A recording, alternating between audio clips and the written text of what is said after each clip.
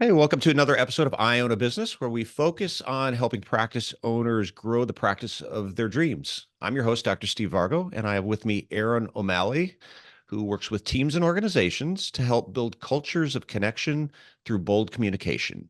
She's all about helping teams show up, engage, and connect. So, what is going on, Erin? Long time no see. How's it going, Steve? It's great. It's always good to see you. It brings me back to that first time we met, I guess 5 or 6 years ago now, and I still remember the story that you told. Since we're queuing up talking about presenting with impact, I still remember the story you told, and it still gives me a chuckle. So it's always good to see you and to be with you. I'm excited to be here. I'll keep that joke alive then. You never know with the jokes going in, and sometimes something sounds real funny in your head, and it's just crickets. But I was pretty sure that one was going to land, so I won't say it here, but I'll keep that one alive. Aaron, something that you talk a lot about is I'm going to use one of your favorite buzzwords, authentic. And you talk a lot about authentic communication. And almost intentionally, I used a very generic scripted intro for you. What I want to give you the opportunity is to be your authentic self, because that's your thing. So can you just explain in your own words, what do you do and how do you help companies and organizations? Two-part question. We're also going to talk about what you define as the four P's. P's. I think we're going to talk about three of them today, but maybe just kind of tee that up for the conversation as well. So I love how you actually queued up the authentic because I talk about hashtag authentic and actually being authentic. And I think a lot of times we're our hashtag like social media selves. But for me, my authentic self, when I go to work with teams and organizations, I like to break it down to say I help people show up, engage, and connect. And it's helping them connect with themselves as leaders, with their teams, and then with their clients and their customers. And in my experience, Steve, what I really realized, it all comes down to connection and communication. And really, that's what I'm helping people do. Kind of get rid of all of what we're supposed to do and what this top 10 list says, but really, how do you show up so people can tell that you're being your real you and your authentic you and how that plays out with teams and customers? We're going to talk about what you describe as the four P's today. And I don't know if we're going to get to, I think we're going to get to three of them, but maybe just so people have a reference for what we're talking about, describe what you define as the four P's. So Mhm. when we talk about the four P's, Steve, it's plan, prepare, practice, and present. So when we talk about planning, we need to have our intention and know where we're going. Preparing is formulating the agenda, getting all the logistics together. Practice is probably the most important one, and where if we go sideways, a lot of those issues can be solved when we practice. And then present, and that's when we're in front of the audience. And in thinking about your audience, we can cover these four P's, or these four P's can be used for having a meeting with your staff, talking to a patient, or maybe presenting at a conference. So they really are the pillars for how to create that engagement, create trust, and create connection with the audience. We'll start with plan. And I guess that's where it all begins, planning a meeting. And you're right when you reference the different scenarios that our audience would probably be involved with. So a lot of times people will ask me when it comes to staff meetings, how often should we have staff meetings and how long should they be? And I just cringe a little bit at the question because I generally think meetings just for the sake of meetings are not very productive. So I get the question, but are we asking the right questions? So I think, and I think we'd agree that it's important for leaders to define the goals and the pressing topics as part of the planning process. So, can you talk about what goes into planning? Yeah, and I know I just said practice was one of the most important, but it really all starts with your plan. And I get this visual when I think about coming up with your plan, that kind of a bullseye. And the first thing you're defining is the need. Like, what is the need for this meeting? We'll stick with that example, right? What is the need? Why are we having it to begin with? And then what's the purpose behind that need? What's the purpose of the actual gathering? And then what's the intention behind it? So to use your example, Steve, I think a lot of times, and I remember back in my corporate days, the need was, yeah, on Wednesdays we have staff meetings. Like, not very inspirational. And then you go and it's the same people saying the same thing. Like you were almost quoting them before they could even say it. So if you think about this, let's take an example. Instead of what's the need on a Wednesday, we have staff meetings. Maybe there's the need is to address Google reviews. Maybe there's been some negative comments about the reception staff not being super friendly. So the need would be address those Google reviews. Next is the purpose. So what would that purpose be behind the meeting? To retrain the staff, to inform them of their impact. And then we get into the intention, which is what do we want them to do? What do we think what do we want them to think about, and how do we want them to feel? And when you think about this, Steve, I think, and I can go into the do, think, feel in a minute, but when you think about that bullseye, need, purpose, intention, this acts as your guardrails. And as Priya Parker, who wrote The Art of Gathering, wrote, she calls it's the bouncer, right? So when you define that need, when you define that purpose, then you say, who should come to the meeting? How long should the meeting be, right? Who should be the speakers? And it really, like, what should the agenda be? And it really, all of the answers to those questions, what you just asked, right? How long should the meeting be? Well, what's the need, right? If it's to tell them that we're leaving early on Wednesday, it would be 5 minutes, right? So I think when you define those core things, you get the answer to those questions that you asked. Interesting, because I think that's one of the main reasons that a lot of practice owners that I talk to will say we stopped having meetings is because there wasn't a purpose. And they'll say, well, we're just having meetings for the sake of having meetings, but nothing was coming out of them, and it ended up being a waste of time. And when we reverse engineer that, it almost seems like a lack of planning going into that meeting, right? Yes. And if, you know what? I'm going to say this and then I'm going to immediately contradict myself, as sometimes I like to do. If there's no reason to have a meeting, don't have a meeting. But I would put money on the fact that there's something in their practices that they need to address, right? I'm pretty sure that there's always something that can be improved, that can be a conversation. And in the example that I gave, right, about maybe the Google reviews, I think the other thing is that's helpful is to say, okay, so who needs to be there? Maybe the people, like maybe the accountants don't need to come to that meeting.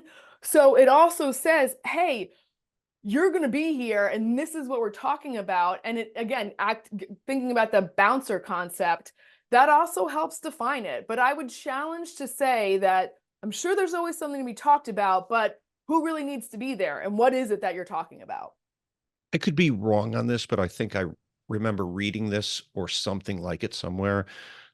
I think it was Steve Jobs who said, I'll never have a meeting beyond 20 minutes. He's like, if we can't say it in 20 minutes, and I find a lot of our meetings, what they fit into that Zoom, template of 30 minutes to an hour. But, that doesn't necessarily mean that the meetings tend to shrink down to the time frame that is there. If you said we only have 20 minutes to meet, you're going to probably cover what you need to cover. And I think it was Elon Musk who said, if you don't think you need to be here, don't come. Go do something more important. So really hits on a few of those points. If we stay on plan, something that you mentioned is connection before content. And I'm going to use your own words here. This is basically taking the icebreaker concept and making it not awkward and cringy, but rather a way for participants to connect to each other and to the intention of the meeting. So again, maybe a two-part question here, but I'm curious if you could describe the criteria for that. But it also took my mind in another direction because you mentioned meetings. Sometimes there's something going wrong that we need to talk about. Any ideas or suggestions to keep things on course and keep people from killing each other? Because I think that's why one of the reasons that people that have meetings, they don't want their employees to kill each other because they're worried there's going to be so much confrontation. It's already a touchy subject. Should we even come together? So I think it's related to that, but how would you address that? Okay, first part is the connection before content. Mm-hmm. And again, I don't know, Steve, if you have ever been at a meeting or in a conference and they have some ridiculous icebreaker. And I admit, like, this is me being my recovering Catholic self. I still confess. I confess that back in my early training days, I did the whole, like, if you could be any animal, what animal would you be? And the thing about you're like, okay, I mean, FYI, I would be a tropical fish because I like to swim and like be colorful. Great, Aaron, but what does that have to do with anything, right? Like, what does that have to do? So When you think about those cringy icebreakers, the connection before content is a way to get people connected to the content in a non-awkward way. So if we think about it, Steve, there's three criteria. First, it's to connect people to each other. Second is to connect them to that purpose, to make it clear why they are there. And then the third, it's to create this choice for authenticity and vulnerability. And to give credit where credit is due, I first heard this connection before content from Peter Block, who is a mentor of mine. But when you think about it, right? So let's go back to that meeting example. And I would say that one of the easiest ways to create connection before content is ask a question. So let's go back to that meeting example. So when you all go, what I would say, what are some businesses, what's a restaurant that you like to go to time and time again? And what about that business, that restaurant, is it that makes you want to go back? And why is it important? So give people a few minutes to chat, right? Oh, I go to this hair salon because when I walk in, they give me a glass of wine, they rub my shoulders, right? So you're getting them and thinking about why a greeting would be important. So they're connected to the content and then they get a chance to talk to each other, right? And that's that authenticity and that vulnerability that they get a chance to share their ideas and then you could hear. So it's also a little bonus learn. What a great way to create engagement in your meetings, right? Instead of just going in and going through the agenda, you're connecting people to the content, you're connecting them to each other, and it's a way to start to build that authenticity and that trust that comes with vulnerability. Yeah, and when you go into a meeting with a sense of curiosity, right, I think you'll get people more engaged with that. And if there is that aspect of we need to resolve an issue, and it could be something that creates some tension within the group. It, there's a difference between going into a meeting and let's say customer service is declining, going into a meeting as a leader and saying you guys need to fix it versus saying what's broken. And when you say what's broken, it gets people opening up. And then what I think we all want is for other people to start coming up with their own solutions, right? Right.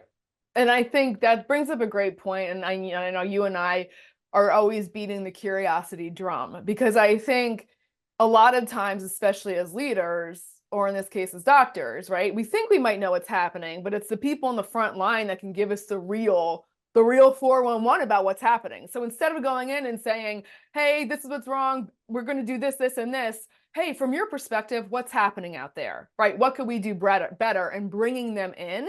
And I mean, that's another way to get the connection before content, right? It's making them see why it's important and without just having that top-down approach and tapping into your people.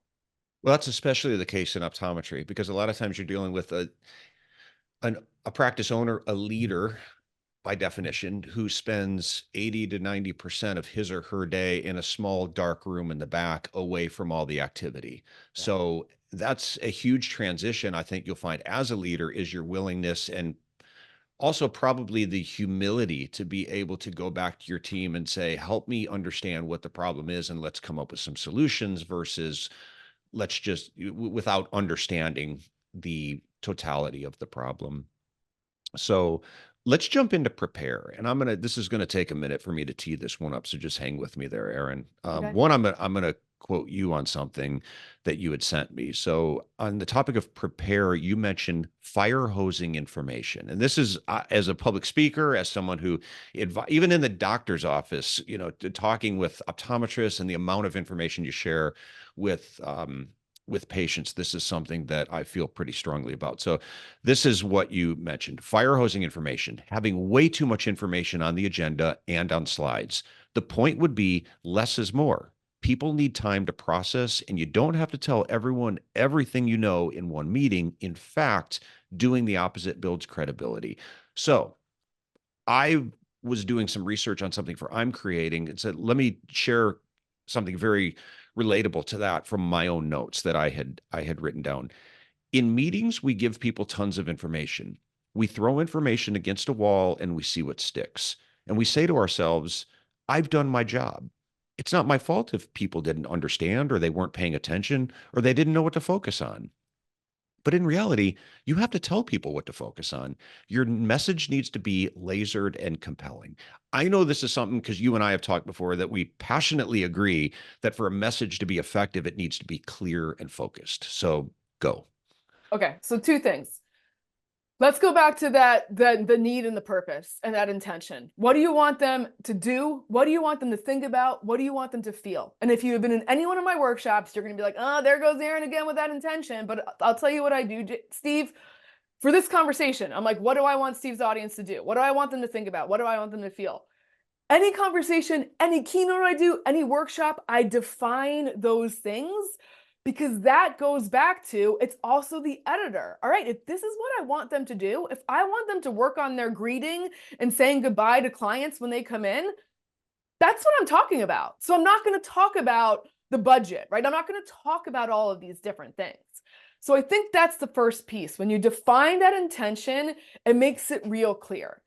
And I think when it comes to too much information, right? I mean, I'll ask your audience, have you ever gone to a conference or been in a meeting and be like, man, I wish they had 3 more points. Like I got all 20 of them. And I was at a conference a few months ago, which actually had 2 good points of sort of what not to do. A woman, it was for National Women's Entrepreneurship Day. And a woman came on and she's like, I love acronyms. I mean, I like an acronym too, but she's like, I'm going to go through some acronyms today. And it was enough, care, act, and one other. And I'm like, that's 32 letters. And it was 30 minutes. Like I remembered nothing. And so I think, and I want to get to two things, Steve. I think people think that, and guilty as charged, right? Like, oh, they're paying me a lot of money, or I want to make it worth people's time. So I'm going to share everything. But I think what we need to realize is that people can only absorb so much information. People, when they have time to absorb it and then perhaps turn to their neighbor and talk about it, is a way to actually process it and have the learning stick. And so it's not a statement of our knowledge or our expertise if we don't get out every thought we've ever had in any one of our talks, right? So I think it comes down to what's that purpose and what's that need? The other question I always have forefront is who is this for? Who is this for? And so what? If you're preparing something and you're asking yourself, who is this for? And then you follow up with a so what question, so what is the best editor? Because I could tell some random story. And if I'm like, Aaron, so what? Or like when you're listening to people, do the so what test and be like, yeah, I don't care where you're from, right? Like it doesn't matter. I mean, that's a random example, right? Like it doesn't matter to me. So those who is it for and so what are great ways to edit, to keep it on track, and less is more. Less will always be more when it comes to presenting. That is such a great point that I had to learn through speaking. And then it was actually a public speaking coach that told me this. I think a lot of people when they start speaking, and you mentioned it before, they go into this with this mindset of I need to share as much information as possible because that's what they're paying me for. And it's looking at it through the filter of I did my job. You know, you paid me to come here and do an hour-long presentation, and I threw a bunch of spaghetti up against the wall, but I did my job. It's not my fault if they didn't pay attention or they couldn't follow along. A public speaking coach told me, you're making it about you when you do that. It's never about you. It's always about the audience, whether that's 2,000 people out there or whether it's 3 people or one person in the exam chair. When you start making it about you, then it's no longer about the audience. And on the topic of less is more, that's a real hard one for a lot of people to get their mind around, even doctors, because we're taught in school to go in and educate and educate and educate and inform, inform, inform. And then when we're in school, we come back out, we present to a doctor, and they tell us all the things we forgot to mention. That's how school, and you go into the real world with that mindset.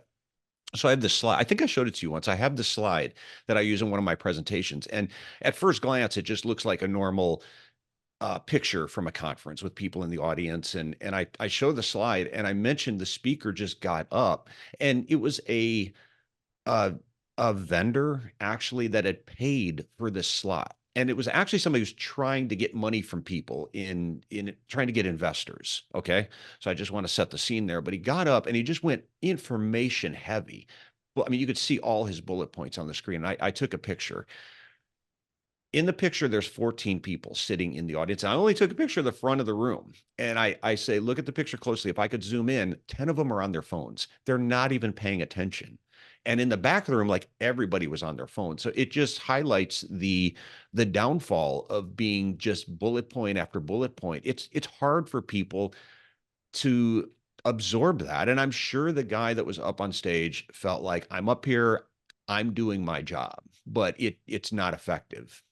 Right. And I think it goes back to, I love your point of, when you're like, again, who is it for? And if we're talking about ourselves, like it's not about that. And even in that example, well, I'm doing it because these people want this information. But if they're checked out, if they're not listening, they're not getting the information. Wouldn't it be more valuable if your product was A, right? Or your product was about A, B, and C, and you said, hey everyone, I'm going to start off. I want you guys thinking about how A, B, and C is working or not working in your practice. Turn to your neighbor. You've got 2 minutes, chat. And just I mean, that gets the energy going in the room. That's that connection to content. And then if he told 2 stories afterwards of like, well, this was a case study, and this is what worked.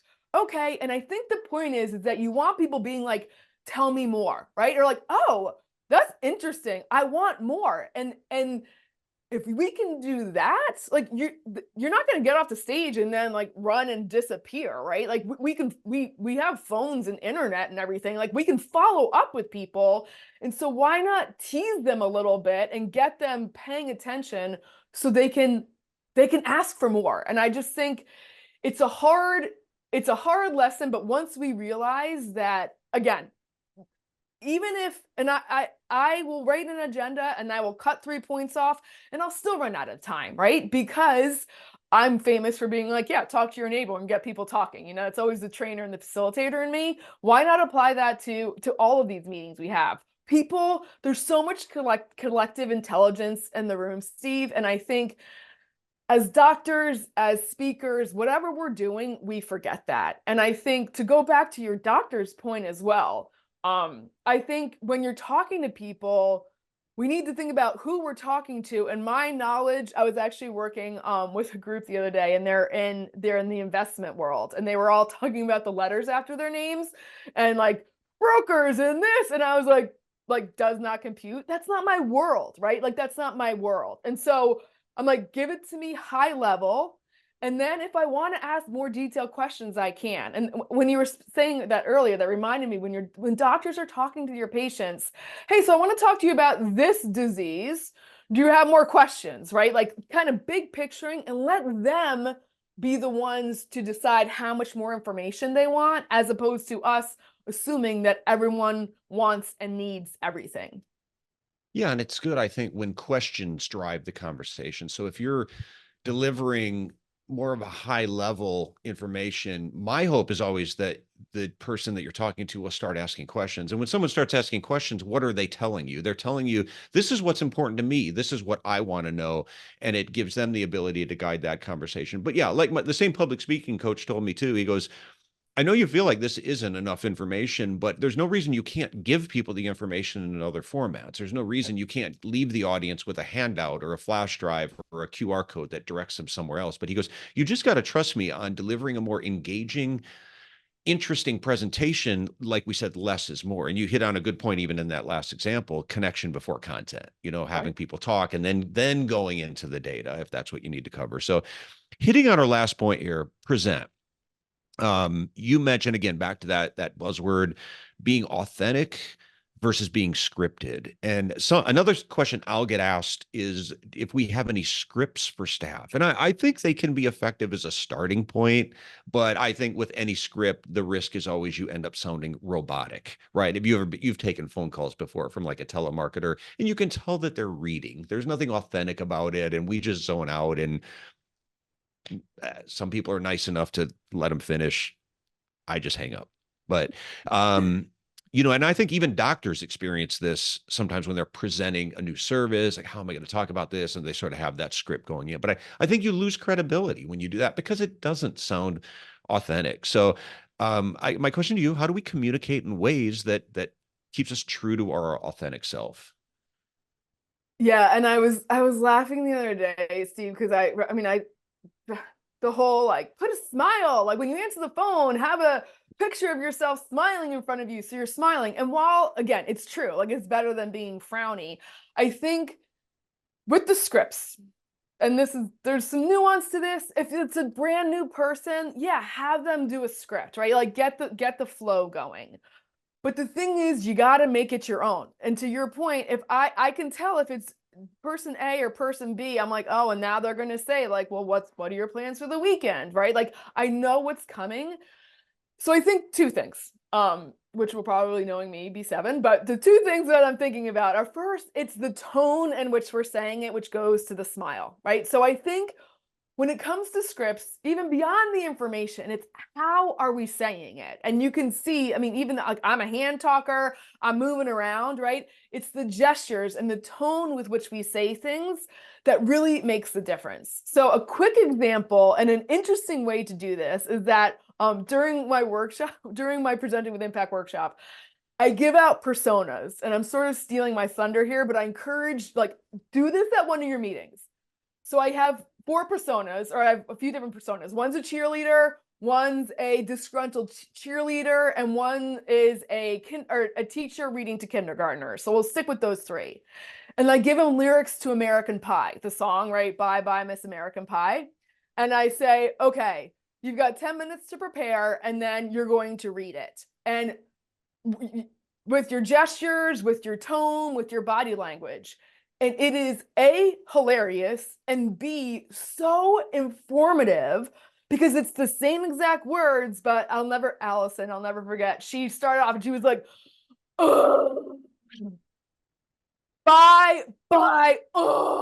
Immediately you're like disgruntled teenager, right? And then the teacher like, bye, Miss American Pie. I mean, you get three different meanings, three different experiences based on the tone, the gestures, the body language. And so I'm bringing it back to the script, Steve, because if I read like wah wah wah wah, wah I don't. You could be reading the best script ever, but if I'm not feeling it, believing it, and for me, I'm a hand talker, right? I'm loud, like that's just who I am. But this doesn't mean that everyone needs to be a hand talker and be loud, which brings us back to the authentic piece, right?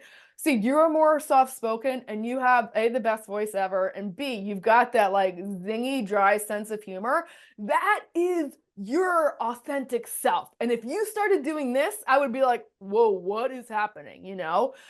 So the second point, which I will finish with, is, and this is vital, and this is the practice piece, is getting feedback. Getting feedback from your colleagues. Because I can think, or from trusted sources, I can think I'm one way, right? I'm like, oh, Erin, like, you're funny, you're energetic, like, you're high energy. And people might be like, you're super distracting, or your tone is really bossy, or whatever it is. So it's important to ask people, this is what I think I'm doing. What are you getting? And then you get to decide whether you believe it or not, and whether that's you showing up authentically. And more often not, when we get that, like, you seem kind of off, or like, that's when we're not being our authentic selves. So you get to determine what your authentic self is, and then practice, get that feedback. And when people are like, oh yeah, like I got your message, or you seemed like you, that's when you know you're doing it right. So went on a few tangents, but I think it all goes to those scripts. We need to know what to say, but it's also how you are saying it. And people can tell when you're being your authentic self. Yeah, I would say starting with a script is fine. We'll close out here with an acronym because you mentioned them before, and it's one I heard recently, and I think you're really going to like this one. In terms of, we're talking about meetings, whether it's speaking, whether it's leading a staff meeting. Sometimes we have to move beyond that script, and what do we talk about? How do we become that authentic self? I'll use the example of public speaking because we both do it. The kind of things that you talk about on stage, you don't have to fake it, right? When you get into connection, when you get into communication, the Aaron O'Malley comes out, right? If somebody put you up there and said you've got to do an hour on P&L statements, you'd have to fake it, right? So the thing is, but this applies to if you're leading a staff meeting, if you're engaging with a patient, give some thought as we move beyond scripted into what I want to talk about. The acronym is SFC, and I literally just heard this yesterday and I loved it. And he was actually talking about public speakers. If you're going to get up and do speaking, what is SFC about what you talk about? What is so effing cool about what you talk about that it's just naturally and authentically going to come out? You don't have to work at it. You don't have to fake it. Um, it's just going to come out naturally. Think about that. And a lot of people listening to this are not public speakers, but you might still have to get up. Usually we all have to deal with an audience, even if it's just one person sitting in the exam chair. But think about, as I'm trying to decide what I'm going to talk about, I want to be my authentic self. And it could just be a product or a service that I sell in my practice. What is so effing cool to me that I'm going to be able to communicate it in a way that it's going to be exciting for the other person as well? I mean, I love that because it's my jersey coming out, but also it is so true. If you don't believe what you're saying, if you don't like, if you don't have that conviction about it, then forget about it. Like they're going to be able to see that. And I also love that as an editing tool, right? Like, what are you going to talk about? I mean, I think that was your point, right? But because it gets you excited, right? Like the energy comes from within. And I just love that. I love it. I love the energy behind that too, of like, what's so cool that I can't wait to stop. And I think real quick, when I was preparing, whenever I prepare for my workshops in this most recent one, and I was editing my agenda because I always go through that phase of like, I don't know what I'm talking about. I'm like, well, and then I'm like, come on, Aaron, get a grip, right? And so, but I said to myself, I'm like, Aaron, you could go in there and be like, so what questions do you have about presenting? And you could talk to them for 17 years, right? So I think it's like having that belief in ourselves that we have knowledge, we have stories, we have things we can share and that are cool, that are going to get us excited, that we feed the energy, they get the energy. And that's how we create the impact that we're talking about, Steve. I love that. Awesome. Aaron, thank you so much. It was great. Always great catching up. And how do people find out more about you? How do they hire you? How do they have you come to your organization or your meeting? Well, you can email me at aaronmomalley.com. So don't forget the M in the middle there. That's also my website. So you can shoot me an email. Happy to respond. There's scheduling links on my website if you wanted to schedule a call. And then if you also go to my about page on Aaron M. O'Malley, you can sign up for my weekly newsletter, which really I get lots of great feedback. It's leadership lessons. It's me kind of pulling a story from the week about what worked in leadership and what didn't, and sharing the lessons learned. And yeah, I do keynote speaking. I do public workshops. I do private workshops. So if you're interested at all in communication and connection, I'm your girl. Now you get a sense of my authentic self. If I'm not your cup of tea, don't email me. But hopefully I am for some of you. And I really look forward to hearing from you. And again, Steve, thanks. It's always so great to connect with you and chat with you. Likewise, Aaron, thanks so much for doing this. And we'll close out with that. So thanks, Aaron. Thanks everyone for listening. And if you'd like more information about iDoc and how we work with ODs to help them grow their practice, you can find out more at idoc.net. That's idoc.net. So thanks for listening.